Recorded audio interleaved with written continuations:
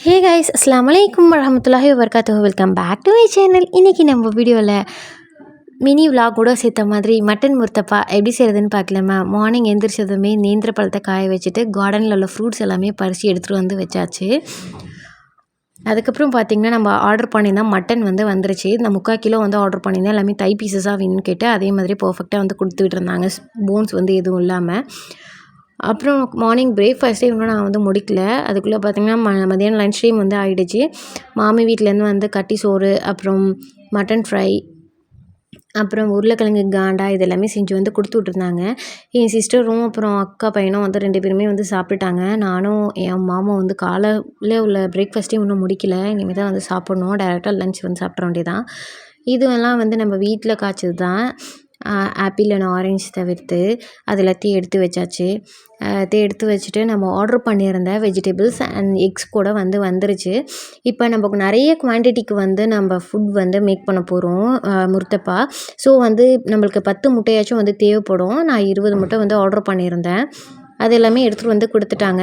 நான் evening phone பண்ணி ஃபேமிலியில் உள்ள எல்லாருக்குமே சொல்லலாம்னு நினச்சிட்டு இருந்தேன். நான் ஃபுட் நைட்டு டின்னர் எல்லாருக்கும் கொடுத்து விடுன்னு சொல்லிட்டு. அதுக்குள்ளே பார்த்திங்கன்னா மாமி ஃபோன் பண்ணிட்டாங்க, இன்றைக்கி மதியானம் லன்ச் நான் கொடுத்து விட்றேன்ட்டு. உங்கள் வீட்லேயும் இதே மாதிரிலாம் நடக்குமா? நீங்களும் உங்கள் ஃப்ரெண்ட்ஸ் அண்ட் ஃபேமிலிஸ்க்கு ஃபுட்லாம் சமைச்சு கொடுப்பீங்களா அப்படின்னு சொல்லிட்டு எனக்கு கமெண்டில் இன்ஃபார்ம் பண்ணுங்கள். நான் இப்போ 2 கிலோ வெங்காயம், அப்புறம் 1/2 கிலோ கேரட் எடுத்துருக்கிறேன். இது முர்த்தப்பாவோட ஸ்டஃபிங்காண்டி இதோட ஸ்கின் எல்லாத்தையுமே ரிமூவ் பண்ணிவிட்டு நம்ம ஃபைனாக சாப் பண்ணி எடுத்துக்க போகிறோம். இந்த க்ளீனிங் ப்ராசஸ்லாம் பண்ணிடலாம். இதை நான் மதியான டைமே நாங்கள் ஸ்டார்ட் பண்ணிட்டோம், நிறையா பேருக்கு பண்ணணும் அப்படிங்கிறதுனால. இது பண்ணுற கேப்பில் நம்ம பார்த்திங்கன்னா கறியுமே வேக போட்டுட்டோம் அப்படின்னா ஈஸியாக இருக்கும். ஸோ 1/2 டேபிள் ஸ்பூன் மஞ்சள் தூள், அப்புறம் உப்பு 1/2 டேபிள் ஸ்பூன் ஆட் பண்ணிக்கிறேன்.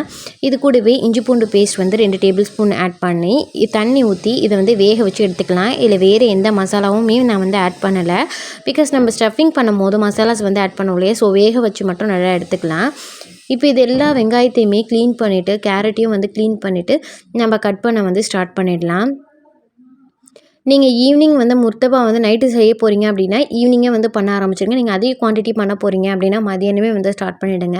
அப்போ நீங்கள் ஸ்டஃபிங்லாம் மேக் பண்ணி முடிச்சு வச்சிட்டிங்க அப்படின்னாக்கா ஈஸியாக இருக்கும் செஞ்சு எல்லாருக்குமே கொடுத்து அனுப்புறதுக்கு. அப்போ தான் நைட்டு ஒரு 9:30க்குள்ளே அந்த வேலை முடியும். இப்போ வெங்காயம் எல்லாமே நல்லா ஃபைனாக சாப் பண்ணி எடுத்தாச்சு. நெக்ஸ்ட் பார்த்திங்கன்னா கேரட் ஃபைனாக நான் சாப் பண்ணி எடுத்துக்கிறேன். சில பேர் நீளமாக போடுவாங்க. அதை விட இந்த குட்டி குட்டியாக சாப் பண்ணி பாருங்கள், ரொம்பவுமே நல்லாயிருக்கும். அப்புறம் இந்த உருளைக்கிழங்குலாம் ஆட் பண்ணிங்க அப்படின்னாக்கா அதோட டேஸ்ட்டே அந்தளவுக்கு நல்லா இருக்காது. அதே மாதிரி தண்ணியில் வேக வைக்கக்கூடாது, எண்ணெயில் வேக வைக்கணும். அப்போ தான் டேஸ்ட் என்ஹான்ஸ் பண்ணி கொடுக்கும். அப்புறம் ஹேண்ட் ஃபுல் ஆஃப் மல்லி புதினா எடுத்து அதையுமே நான் சாப் பண்ணி எடுத்து வச்சுக்கிட்டேன். இப்போ நம்மளோட கறி பார்த்திங்கன்னா நல்லா வெந்துருச்சு. நம்ம இப்போ ஸ்டஃபிங் செய்ய ஸ்டார்ட் பண்ணிடலாம். நான் அயன் கடாய் எடுத்துருக்கிறேன். இப்போ அயன் கடாயாக இருக்கிறதுனால நான் ஒரு 5 டேபிள் ஸ்பூன் ஆயில் எடுத்துக்கிட்டேன், சின்ன டேபிள் ஸ்பூனால். இப்போது இதை ஊற்றிட்டு நம்ம வெங்காயம் அப்புறம் கேரட்டை போட்டு நல்லா வதக்கி எடுத்துக்கலாம். இதோட கலர் நல்லா மாறணும். வெங்காயம் பார்த்திங்கன்னா அப்படியே கண்ணாடி போல் ஆகணும். அதுக்கப்புறமா தான் நம்ம மசாலாஸு அப்புறம் நம்மளோட இறைச்சியெல்லாம் இது கூட ஆட் பண்ண போகிறோம். சைட் பை சைட் பார்த்திங்கன்னா வீடியோ ஷூட் பண்ணிகிட்டு இருக்கும்போது என் பேபி வந்துட்டு போயிட்டு இருந்தா. இப்போ நல்லா கலர் மாறினதுக்கு அப்புறமா நம்மளோட மட்டன் ஆட் பண்ணிக்கலாம். மட்டன் எல்லாத்தையுமே ஆட் பண்ணி மிக்ஸ் கொடுத்துக்கலாம். இதை மிக்ஸ் கொடுத்ததுக்கப்புறமா இது கூட மசாலாஸ் ஆட் பண்ணிக்கலாம். நான் இஞ்சி பூண்டு விழுது 1 tablespoon 1/2 tablespoon add பண்ணியிருக்கேன். 1/2 டேபிள் ஸ்பூன் மஞ்சள் தூள் ஆட் பண்ணியிருக்கேன். நம்மளோட ஸ்டஃபிங் பார்த்திங்கன்னா ரொம்ப ஸ்ட்ராங்காகவும் இருக்கக்கூடாது, ரொம்ப மைல்டாகவும் இருக்கக்கூடாது, மீடியமாக இருக்கணும். அப்போ தான் நல்லாயிருக்கும். ஸோ 1/2 டேபிள் ஸ்பூன் மிளகாய் தூள் ஆட் பண்ணியிருக்கேன். 1/2 டேபிள் ஸ்பூன் மசாலா தூள் ஆட் பண்ணியிருக்கேன். அப்புறமா நம்ம கொரியாண்டர் லீவ்ஸ் ஆட் பண்ணி நல்லா மிக்ஸ் கொடுத்துட்டு நல்லா பச்சை வாசனை போகிற வரைக்கும் வதக்கி எடுத்துக்கோங்க. மசாலாவோட பச்சை வாசனைலாம் போனதுக்கு அப்புறமா ஃபைனலாக நான் பீஃபோட ஸ்டாக் ஆட் பண்ணிவிட்டு அதையும் மிக்ஸ் கொடுத்துட்டு லெமன் ஸ்க்யூஸ் பண்ணி ஆஃப் பண்ணிட வேண்டியதான். உங்கள் கிட்டே பீஃபோட ஸ்டாக் இல்லை அப்படின்னா சிக்கன் ஸ்டாக் கூட நீங்கள் யூஸ் பண்ணிக்கலாம். நான் மட்டன் யூஸ் பண்ணுறதுனால பீஃப் போட்டுக்கிட்டேன். இன்கேஸ் நான் சிக்கன் யூஸ் பண்ணியிருந்தேன்னா சிக்கன் ஸ்டாக் யூஸ் பண்ணியிருப்பேன். இப்போ நான் 1 கிலோ மைதா எடுத்துருக்கிறேன். 1 கிலோ மைதாவுக்கு 1/4 டேபிள் ஸ்பூன் உப்பு, அப்புறம் 1 சிட்டிகை சோடாப்பு ஆட் பண்ணிவிட்டு 2 டேபிள் ஸ்பூன் நெய் ஆட் பண்ணிக்கிறேன். ஆட் பண்ணிவிட்டு ஒரு முட்டை உடச்சி ஊற்றிக்கலாம். நான் இதில் பால்லாம் வந்து எதுவுமே ஆட் பண்ணல. ஆட் பண்ணாமல் தான் வந்து இதை மாவு வந்து ரெடி பண்ணி எடுத்துக்க போகிறேன். நான் ஈவினிங் போல் இந்த மாவு வந்து ரெடி பண்ணிக்கிறேன். பிகாஸ் வந்து மாவு வந்து நீங்கள் மதியானமே பண்ணி வச்சிட்டிங்க அப்படின்னா அது வந்து நல்லா வந்து வராது, ஃப்ளஃபியாக வந்து வராது. அதுக்கப்புறம் பரோட்டாவை வந்து போட சரியாக வந்து வராது. ஸோ ஈவினிங் வந்து ஒரு 6 o'clock 5:30 போல் பண்ணிட்டோம் அப்படின்னா 6 o'clockலேருந்து நம்ம பண்ணுறதுக்கு வந்து ஸ்டார்ட் பண்ணணும். குக் பண்ணுறதுக்கு வந்து ஸ்டார்ட் பண்ணால் 6:30க்கு பண்ணால் கரெக்டாக வந்து இருக்கும். அப்போ தான் நம்ம குக் பண்ணியும் சீக்கிரமாக முடிக்க முடியும். இது எல்லாத்தையுமே பால்ஸாக வந்து உருட்டி எடுத்துக்கிட்டேன். ஆயில் அப்ளை பண்ணி மூடி வச்சுக்கலாம், இல்லாட்டி காஞ்சி போயிடும். இதில் 32 பால்ஸ் வந்து சரியாக வந்து வந்துச்சு. இப்போ இதை நல்லா வந்து மெல்லிசாக வந்து தேய்ச்சி எடுத்துக்கலாம். நான் வந்து பார்த்திங்கன்னா பரோட்டாக்கு வந்து நம்ம வீசுவோம் இல்லையா, அதுமாதிரி வீசாமல் இந்த மாதிரி தேய்ச்சி எடுத்துக்கிட்டேன். சைடில் ஓரங்கள் வந்து பார்த்துக்கிட்டிங்கன்னா லைட்டாக வந்து மொத்தமாக இருந்த மாதிரி எனக்கு ஃபீல் ஆனுச்சு. நீங்கள் இதே வீசிக்கிட்டிங்க அப்படின்னா இன்னுமே வந்து சூப்பராக இருக்கும். நெக்ஸ்ட் டைம் பண்ணும்போது நான் வீசி வந்து பண்ணேன், அது பர்ஃபெக்டாக இருந்துச்சு. ஸோ வந்து அந்த மாதிரி பண்ணிக்கோங்க. இப்போ இதே மாதிரி வந்து ஃபோல்டு வந்து பண்ணிக்கலாம்.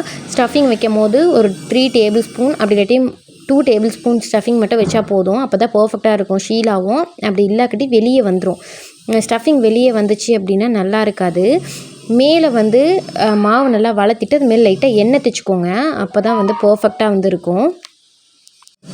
இப்போலோட நம்ம எல்லா பரோட்டாவுமே வந்து ரெடி பண்ணி எடுத்தாச்சு. இப்போ முட்டையை வந்து மேலே எக் வாஷ் பண்ணுறதுக்காண்டி நான் எடுத்துக்கிறேன். 6 முட்டை வந்து எடுத்துருக்கிறேன். இன்கேஸ் பத்தலை அப்படின்னா அதுக்கப்புறமா எடுத்துக்கலாம் அப்படின்னு சொல்லிட்டு. இப்போ எக் பீட்டர் வச்சு நான் வந்து பண்ண போகிறேன். இது வந்து என் கிராண்ட்மாவோட எக் பீட்டர். இது முன்னாடி வரும் இல்லையா, சிங்கப்பூர்லேருந்து. அது என்னோடய சிஸ்டரோட பையன் வந்து நான் தான் பண்ணுவேன் அப்படின்னு சொல்லிட்டு பண்ணிக்கிட்டு இருந்தாங்க. இப்போ அந்த எக்கில் வந்து பார்த்திங்கன்னா லைட்டாக உப்பும் அப்புறம் பெருஞ்சீரகத்தூளும் வந்து ஆட் பண்ணிக்க வேண்டியதான். மற்றபடி வேறு எதுவும் தேவைப்படாது. இப்போ நம்ம தவாவில் வந்து ஆயில் அப்ளை பண்ணிட்டேன். ஆயில் வந்து பரோட்டாக்கு வந்து நிறையா தான் நீங்கள் வந்து ஊற்றணும். ரொம்ப பார்த்து ஊற்றுனீங்க அப்படின்னா அது வந்து நல்லா இருக்காது, பர்ஃபெக்டாக வந்து இருக்காது. கொஞ்சம் நிறைய எண்ணெய் ஊற்றுனீங்க அப்படின்னா தான் நல்லா சூப்பராக வந்து வரும். ஸோ நிறையவே வந்து நம்ம எண்ணெய் ஊற்றிக்கலாம். இப்போ லைட்டாக சூடு வந்ததுக்கப்புறமா சிம்மில் வச்சுட்டு நம்ம இந்த மாதிரி போட்டு எடுத்துக்கலாம். நான் 2 அடுப்பு வச்சுருக்கேன். 2 கல்லுலேயுமே வந்து நான் போட்டுக்கிறேன். இப்போ நல்லா ஒரு பக்கம் நல்லா கோல்டன் கலர் வந்ததுக்கப்புறமா இன்னொரு பக்கம் போட்டுக்கலாம். 2 பக்கமும் நல்லா கோல்டன் கலர் வந்து வரணும். நல்லா அமுத்தி விட்டு இந்த சைட்லலாம் நல்லா வேக விடுங்க. இப்போ 2 பக்கமே நல்லா கோல்டன் கலர் வந்ததுக்கப்புறமா நான் எக் வாஷ் வந்து கொடுக்க போகிறேன். எக் வந்து மேலே நிறையா கொடுத்து தான் பார்க்கவுமே வந்து சூப்பராக இருக்கும், டேஸ்ட்டுமே வந்து செம்மையாக இருக்கும். ஸோ நான் ஃபுல்லாக வந்து எக்கை வந்து அப்ளை பண்ணிவிட்டு அதுக்கப்புறம் திருப்பிக்கிட்டு இந்த பக்கமும் வந்து எக் வாஷ் வந்து பண்ணிக்கிறேன். 2 பக்கமும் இதே மாதிரி எல்லாத்தையுமே வந்து நம்ம சுட்டு எடுத்துக்க வேண்டியதான். நான் பண்ணுற மாதிரி ஸ்டஃபிங் வந்து கண்டிப்பாக வந்து பண்ணி பாருங்கள். என்னோடய ஸ்டஃபிங் வந்து உங்களுக்கு ரொம்பவுமே வந்து பிடிக்கும். ட்ரை பண்ணி பார்த்துட்டு கண்டிப்பாக வந்து எனக்கு கமெண்ட் பண்ணுங்கள், நல்லா இருந்துச்சா இல்லையா அப்படின்னு சொல்லிட்டு.